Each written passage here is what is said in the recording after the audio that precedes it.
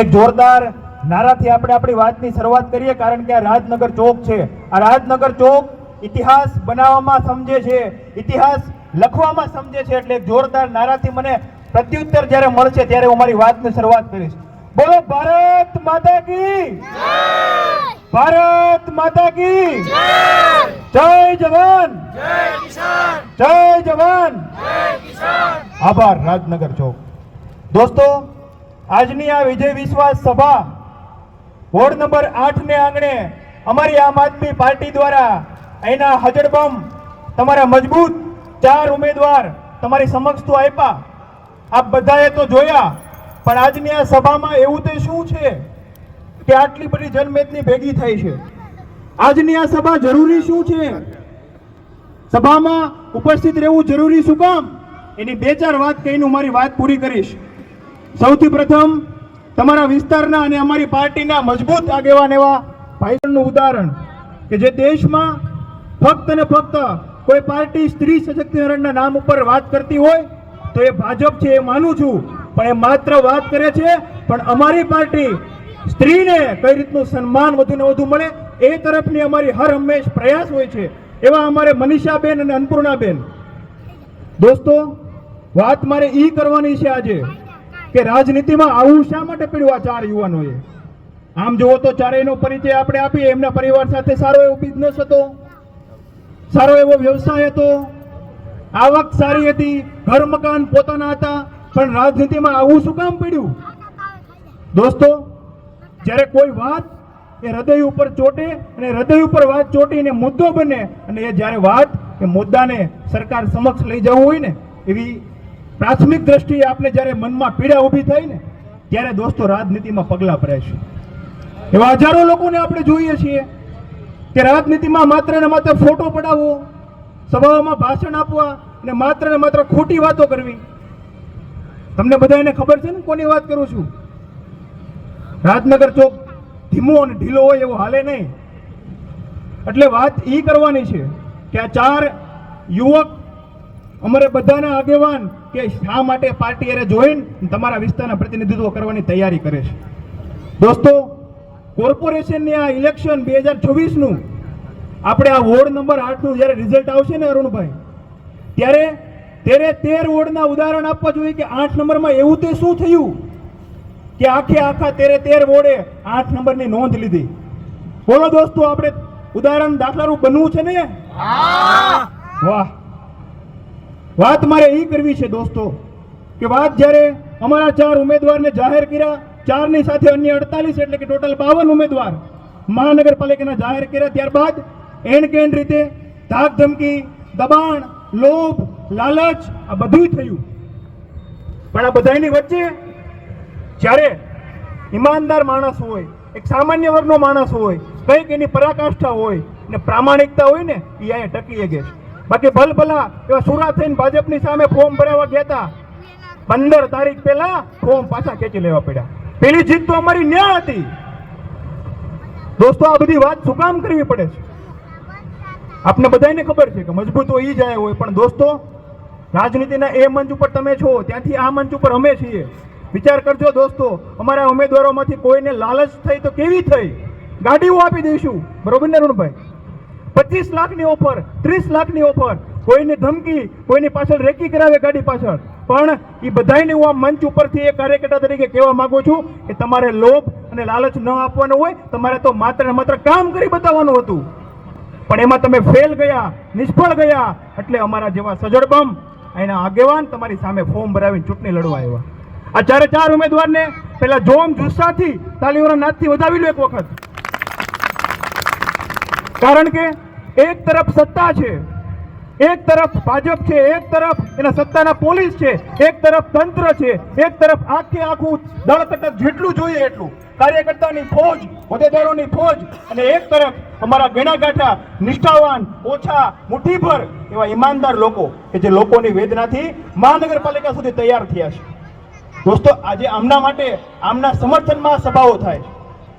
અહીંયા મોટી માત્રામાં જ્યારે ઉપસ્થિત થયા છો, 1001 માણસ જેવું મને દેખાય છે.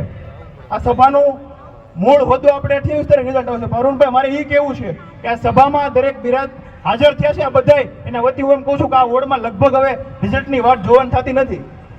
બરોબર ને? વાત દોસ્તો એ કરવાની છે કે એક સમયના 35 વર્ષના શાસનમાં એક તરફું આપણે ભાજપને આપ્યું, આની પેનલ 52 ભાજપને આપ્યા. પરિણામ શું આવ્યું? સુપરસીડ, પુલ દુર્ઘટના, રોડ તૂટી જવા, ખાડા, તંત્ર બંત્ર બધું વેર પરેશાન, તિજોરી ખાલી. આવું હું નહીં, ભારતીય જનતા પાર્ટીના સન્માનીય ધારાસભ્ય કહે છે. મારી વાત સાચી કે ખોટી? દોસ્તો, આ તિજોરી ખાલી કરનારાઓને ક્યાંક અને ક્યાંક ભાજપ એમ કહેતું હતું કે અમે ટિકિટ નહીં આપીએ, પણ 30% જેવા ઉમેદવાર રિપીટ કરીને સાબિત શું કરવા માંગે છે? કે આ જનતા મૂર્ખી છે અરુણભાઈ, એવું સાબિત કરવા માંગે છે? હું આ રાજનગરના ચોકમાંથી વોર્ડ નંબર 8 વતી 4 ઉમેદવાર વતી બાંહેધરી આપીને જાઉં છું કે છૂટો અમારી પેનલને, ને 28 તારીખ પછીની જોવો સમય કે તમારા એક ટેક્સના પૈસાની જો ભરપાઈ ન થાય તો આ 4 ઉમેદવાર નહીં, અમારી આખી આમ આદમી પાર્ટી જવાબદાર છે દોસ્તો. કારણ કે અમારી પાર્ટી વિઝનથી ચાલનારી પાર્ટી છે. અહીંયા ઘણા બધા યુવાનો, માતાઓ, બહેનો, વૃદ્ધો દરેક બેઠા છે. હું આની પહેલાની જ્યારે રાજનગરની સભા ત્યારે પણ મેં વાત કરી હતી કે આપણા મોરબી શહેરનો સૌથી મોટો પ્રશ્ન, સૌથી મોટી સુવિધા, સૌથી મોટી અસુવિધા, સૌથી મોટા પ્રાણ પ્રશ્નો ઘણા બધા હશે. રોડમાં તૂટી ગયા છે, સ્ટ્રીટ લાઇટો બદલાતી નથી, રખડતા ઢોર, રખડતા અમુક ભાજપના માણસો, ગુંડાઓ, ચોર ચપાટા બધા છે. પણ દોસ્તો, આ જ મોટા પ્રશ્નો નથી. મારી એક વાત કેવી છે, ખાસ ધ્યાનથી સાંભળજો. કદાચ રોડ રસ્તા હજી નથી બન્યા, હજી 1-2 મહિના બને, ચાલશે. સ્ટ્રીટ લાઇટ નથી બની, ચાલશે. પણ દોસ્તો સમજવું એ પડશે કે પાવર કોનો? જનતાનો, સરકારનો, પોલીસનો, અમારા જેવા હોદ્દેદારોનો, રાજકીય પક્ષોનો પાવર કોનો? આ વાત તમે વિચારશો ને ત્યારે 26 તારીખના દિવસે મને એવું નથી લાગતું તમે ભૂલ કરો બટન દબાવવામાં. દોસ્તો, આજે આ દેશમાં સંવિધાનનું શાસન છે એવું માત્ર સાંભળીએ છીએ, પણ મોરબીમાં દોસ્તો વાત એ કરવી છે કે એક મત આપીને જે ડોક્ટર બાબા સાહેબ આંબેડકરના જે સંવિધાને હક આપ્યો છે મૂળભૂત, એ એક મતથી આપણે આપણા પ્રતિનિધિને ચૂંટીએ. પણ આ ભ્રષ્ટાચારી અને અહંકારી, ખેડૂત વિરોધી, મધ્યમ વર્ગ વિરોધી, આપણા બધા વિરોધી આ ભાજપે નક્કી કર્યું છે કે બિનહરીફનો મતલબ શું? ઘણા લોકો દાંત કાઢતા કરે, ખીખી કરે, હી કરીને કે બિનહરીફ થઈ ગયા એને જ દેવાય ને. દોસ્તો, આ વાત ખાસ યાદ રાખજો. બિનહરીફ થવું એ લોકશાહીનો ગળું ઘોટવા જેવી, હત્યા કરવા જેવો મોટો ગુનો છે દોસ્તો. પણ આવું જનતા સમજે ત્યારે ને. વિચારો તમે, તમારા મત આપવાથી દૂર રાખનાર પાર્ટી આજે આવીને એમ કહેતી હોય કે વિકાસ થશે, આટલા કરોડ મંજૂર થશે, તો વાતને કઈ રીતે સાંખી લો તમે બધા? મારે વાત એ કરવી છે કે તમારા આજે જે હક છે બંધારણમાં લખેલો હોવા છતાં હક છીનવી લેતી હોય તો તમારા રોડની ગ્રાન્ટ આવે એ ન છીનવી લે અરુણભાઈ? કે કેટલાક કરોડની છીનવાઈ ગઈ છે અત્યાર સુધીની? વાત જ પૂછોમાં દોસ્તો. વાત આપણે ઈ જોવાની છે કે આ દેશમાં બંધારણનું પ્રોસિજર એસ્ટાબ્લિશ બાય લો, વિધિનું શાસન છે. વિધિ એટલે શું? આ બધા કાયદાના શબ્દો છે. વિધિ એટલે કાયદો. કાયદો એટલે શું? કાયદો એટલે ભાજપ, કાયદો એટલે કોંગ્રેસ, કાયદો એટલે આપ, કે કાયદો એટલે જનતા? દોસ્તો, આપને બધાને એક વસ્તુ શીખવવામાં આવે છે કે કાયદામાં રહેશો તો ફાયદામાં રહેશો. પણ હું એમ કહું છું કે આ કાયદો શું અમારા જનતા માટે જ છે? 5 ચોકડી વટો ને ટ્રાફિકના સમસ્યા કે જેમાં મહાનગરપાલિકા જવાબદાર છે, સીધી રીતના ભાજપના ચૂંટાયેલા હતા, છતાં આજ અમારા રાજનગરના માણસોને 500, 1000 કે 1500 ના મેમા ભરવા પડે. તો દોસ્તો, દિલ બળી જવું જોઈએ કે પાલિકાની નિષ્ફળતા, સરકારની નિષ્ફળતા, આ તમામની નિષ્ફળતાના કારણે આજે એક પણ રોડ કાટખૂણે તો દૂર, અમારા ગોપાલભાઈ ખાસ કે રોડ કાટખૂણે મળવા, પણ કાટખૂણે તો દૂર, અહીંયા તો અમારે રોડનું નક્કી જ નથી અરુણભાઈ કે સ્ટ્રીટ લાઇટ છે કે પછી ઓલી સિગ્નલ લાઇટ, એ જ ખબર નથી પડતી, બે લબુક ચબુક થાય.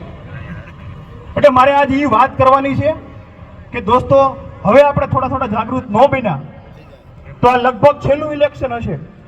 કારણ કે આટલો બધો વિરોધ હોવા છતાં સોશિયલ મીડિયા ઉપર વિરોધ, માણસોને ભાજપ વાળાને પાછા કાઢે, સોસાયટીમાં વિરોધ, મહિલાઓમાં વિરોધ, બાળકોમાં વિરોધ, છતાંય આ વોર્ડમાંથી, આસપાસના દરેક વોર્ડમાંથી ભાજપના ચૂંટાઈને આવે તો આમાં ભૂંડા અમે લાગી કે તમે? એ વાત આપણે યાદ રાખવાની છે આજે. દોસ્તો, બહુ સમજવા જેવી બાબત છે કે એક તરફ સંવિધાન સભા આપણે હતી, ભૂતકાળની અંતર્ગત ઇતિહાસમાં સંવિધાનને જોરશોરથી બધા માનતા હતા, પણ ખરેખર શું આજ આપણા મોરબીમાં સંવિધાનની ક્યાંય પણ પાલન થાય છે ખરું? સંવિધાનમાં તો એમ લખ્યું છે કે શિક્ષણ 6 થી માંડીને 14 વર્ષના બાળકોને રાઇટ ટુ એજ્યુકેશનના મારફતે મફત મળવું જોઈએ. એક પણ વ્યક્તિ, એક પણ માતાઓ બહેનો હાથ ઊંચો કરજો જો શિક્ષણ મફત મળતું હોય તો આસપાસમાં મળે છે? મફત મળે છે? કોઈને મફત મળે છે? કદાચ કોઈના હગાવાલા હોય ભાજપના તો કદાચ મળતું હોય, એવું કઈ છે? દોસ્તો વિચારવાનું આ છે કે બંધારણમાં લખ્યું હોવા છતાં આપને સુવિધા નથી મળતી, ત્યારે અમારા જેવા આ ઉમેદવાર જેવા પ્રાગટ્ય થાય છે. નેતા કોઈ દિવસે પેદા નથી થતો મિત્રો, નેતાને જનતા બનાવતી હોય છે. આજે ઈ વાત કરવાની છે. માત્ર કોર્પોરેટરનું કામ શું એ વાત ઉપર આપણે આવીએ. કોર્પોરેટર શું કૂતરું મરી જાય ઢસડીને નાખવું? તમારા કોમ્યુનિટી હોલમાં કોઈ લગ્ન પ્રસંગમાં હાજરી આપવા માટે મરણ થઈ ગયું ત્યાં મરણ પ્રસંગમાં આવવું, લગ્ન પ્રસંગમાં આવવું, કામ શું? ભારતીય જનતા પાર્ટી અને કોંગ્રેસના આ બે પક્ષના માણસો કદાચ પણ આ વાત કરે ને તો યાદ રાખજો, ખબર જ નથી. કારણ કે જે પાર્ટીમાં મૂળમાં લોકો માટે, લોકો દ્વારા ચાલતી વ્યવસ્થાને ક્યાંક ને ક્યાંક ધ્યાનમાં રાખીને ચાલતા હોય ને તો એ પાર્ટી આમ આદમી પાર્ટી છે. દોસ્તો અમે શિક્ષણ, આરોગ્ય અને રોજગારની વાત કરીએ છીએ, એમાં અમે ખોટું શું કીધું અરુણભાઈ? વસ્તુ એ છે કે જો આ વાત કહીને લોકોને કદાચ ધ્યાનમાં ન ઉતરે તો એમાં અમારો વાંક શું? પાછળ દરેક જો યુવાન મિત્રો છે, મહિલાઓ, દરેક આવી જાઓ ગ્રાઉન્ડમાં, તમારા જ માટે વ્યવસ્થા રાખેલી, આવી જાઓ, મારો અવાજ જ્યાં સુધી પહોંચે ત્યાં સુધી. વાત એ છે કે કોર્પોરેટર બન્યા પછી અમારા 4 ઉમેદવાર તમારા માટે શું કરી શકશે? સૌથી પહેલી વાત કે જ્યારથી આમ આદમી પાર્ટીનો ઉદ્ભવ થયો ત્યારથી તમને એવું નથી લાગતું કે કંઈક ફેરફાર થયો છે રાજનીતિમાં? થયો છે કે નહીં? મારી વાત સાચી હોય તો જ કહેજો, નકર બંધ રાખજો. દોસ્તો રાજનીતિમાં જ્યારે સારા ચહેરા, તમારી વચ્ચે રહેતા ચહેરા આવે ને ત્યારે ફરક શું પડે? તમને કોઈ મામું ન બનાવે, તમને કોઈ મૂર્ખ ના બનાવે, તમને કોઈ ગુમરાહ ન કરે. કારણ આ તો અહીંયા જ રહી છે. અહીંયા થોડી એમ કહે છે કે 80 કરોડનો રોડ અહીંથી આયા, 20 કરોડનો આયા, 30 કરોડનો આયા, આટલી લાઈટ શું કામ? આ તો અહીંથી સ્થાનિક છે, આ તો સ્થાનિક છે. એને ખબર છે કે આ વ્યવસ્થા તો ઓલરેડી હતી, એની તમે વાગોળી નોંધ તમે ખાઈ ગયા, કટકી તમે કરી, ભાગ પટાઈ તમે કરી, એમાં અમારો વાક શું? એ વાતને આપણે યાદ રાખવાની છે મિત્રો. જે દેશમાં આપણને 32 પ્રકારના હક મળતા હોય, મૂળભૂત અધિકાર મળતા હોય, એ દેશમાં આજે એ પણ જોયું કે સરા જાહેરમાં તમે જો એ પાર્ટીને મત ન આપો તો તમારી સુવિધા છીનવી લેશે. આવું તમે જોયું કે નહીં? જોવો છો ને સોશિયલ મીડિયા? દોસ્તો વિચાર કરો કેટલી તાનાશાહી. આજ આપણે વાતને યાદ રાખશું ને તો કદાચ મને એવું નથી લાગતું કે તમે લોકો ભૂલ કરો, પણ સમાજ વચ્ચેના ભાગલા પડાવી જાય, કુટુંબ વચ્ચે ભાગલા પડે, સોસાયટી સામે કરાવે, એનાથી મળે શું ભાજપ વાળાને? ખાસ આ વાત યાદ રાખવાની કે જ્યારે આવા મજબૂત ઉમેદવાર તમારી વચ્ચે આવતા હોય ગામમાં, અમારા ઉમેદવારને કેમ એની છાપ ઘટે, કેમ એની છાપ બગડે, આવા બહુ બધા પ્રયાસ ચાલે છે. પણ એ પ્રયાસમાં ન આવીને આ લોકોના છેલ્લા 4 વર્ષથી કામ કરતા આવે છે. ભલે વિપક્ષમાં છીએ એટલે તમારા દરેક કામ ન કરી શકીએ, મર્યાદા હોય, પણ તમારા માટે કાળી રાતે ઊભા રહેવાની કોશિશ છે ને, એ જ મોટી વાત છે. આજ જે તમારા માટે વિરોધ પક્ષમાં હોવા છતાં કંઈક કામ કરી બતાવે છે, એ સત્તા પક્ષમાં હશે તો ઘણું બધું કામ કરશે. મારી વાત સાચી ખોટી? તો દોસ્તો આપણે આ બાબતે જાગૃત થવાની જરૂર છે. જો આ વખતે જાગૃત ન થયા તો ભવિષ્ય બહુ ખરાબ આવશે. હર હંમેશ આપણે બધી સભામાં જોઈએ છીએ કે એક તરફ રૂપિયા, એક તરફ ઢગલાબંધ કાર્યકર્તાઓ, એક તરફ નાસ્તાઓ ખૂબ મોટા પ્રમાણમાં, ઘણું બધું લોભ, લાલચ, કોઈને 500ની નોટ આપી દેવી, કોઈને વ્યસનમાં દારૂ પાઈ દેવો, કોઈને આ ખવડાવી દેવું, તે ખવડાવી દેવું. એક તરફ બધું ચાલશે, જ્યારે બીજી તરફ ફૂલ નહીં તો ફૂલની પાકડી હશે, અહીંયા ચા પાણી નાસ્તો હશે. પણ દોસ્તો આપણે આ બધામાં નથી આવવાનું, અને આપણે આપણા જે વિસ્તારના વર્ષોથી સ્થાનિકમાં લડે છે ને એના માટે આપણે લડવાનું છે. લડવાનું છે એટલે તમને કોઈને એમ નથી કહેતું કે તલવાર લઈને આવો, પણ તમારો એક મત શું કરી શકે એની વાત કરું છું. તમારો એક મત આંદોલન ન કરવા માટે, તમારો એક મત લોકોના ટોળા ભેગા કરીને રોડ માટે માંગ ન કરવા માટે, તમારો એક મત બાળકોના આવનાર શિક્ષણ જગતની ઉપાધિ માટે, તમારો એક મત અહીંના પ્રાથમિક સુવિધા માટે, તમારો એક મત આ દેશના સંવિધાનને જીવતું રાખવા માટે, અને તમારો એક મત તમારા જ માટે. મારી વાત સાચી ખોટી? દોસ્તો આટલી બધી વાત આપણે ખૂબ કરીએ છીએ, ગળે ઉતરી ગઈ, હાડમાં ઉલટી ગઈ, કાળજામાં ઉતરી ગઈ. પણ 26 તારીખ આવશે એના પહેલા 2 દિવસ છે અરુણભાઈ. આવતીકાલથી આચારસંહિતા છે. એના પછી મેં એવું સાંભળ્યું છે, આમ તો મારી ઉંમર 26 છે, પણ મેં એવું સાંભળ્યું છે કે ભાજપવાળા ચૂંટણીના 2 દિવસ અગાઉ વિવિધ પ્રકારના સેટિંગ, પ્રયોજનો, લોભ, લાલચ, ડર બધું કરશે. એની વચ્ચે આપણે હજડબમ કેમ રહેવું? તો એનો એક જ રસ્તો છે, મૌન રહી જવું. તમે જ્યારે મત દેવા જશો, મતપેટીની અંદર ઝાડુને તમે મત દેવાના છો, એ વાત તમારા સિવાય કોઈ નથી જાણતું. પણ હંમેશાથી એક ડર એવો થતો હોય છે કે અમારે દેવો તો છે પણ પછી અમને નડે. પણ હું એમ કહું છું કે તમારા આ મતરૂપી પાવરથી તમે જેને પાવરમાં, સત્તામાં બેસાડો છો, એની પાછળ જવાબદાર પણ તમે જ છો. તમારા એક મતથી જ પાવરમાં આવ્યા છે, તમારા એક મતથી જ કંઈક આજ બોલી શકે છે, તમારા એક મતથી જ સત્તામાં એ રહીને અધિકારી સાથે સેટિંગ કરીને ભાગ બટાઈ કરે છે. આજે આ વોર્ડ નંબર 8ના નિર્દોષ ઘણા બધા યુવાનોને આજ પણ ઘરના અમુક દસ્તાવેજ હલવાઈ ગયા, આ જંત્રીના આ કેટલા બધા પૈસા ચૂકવવાના છતાં પણ તોય મત પાછો એને જ. દોસ્તો 20-20 કરોડના ખર્ચે કમલમ બને છે, પણ આ વિસ્તારમાં 4 નાની સ્કૂલ તો ખોલી બતાવો. અમે ઈ વાત કરવા નીકળ્યા છે. દર વર્ષે 1600 કરોડના જાહેરાત ભાજપવાળા મેનિફેસ્ટોમાં કરે છે. તો અમે એવું કહીએ છીએ કે ઝોન વાઇઝ નાના આરોગ્ય કેન્દ્ર તો ખોલી બતાવો અરુણભાઈ.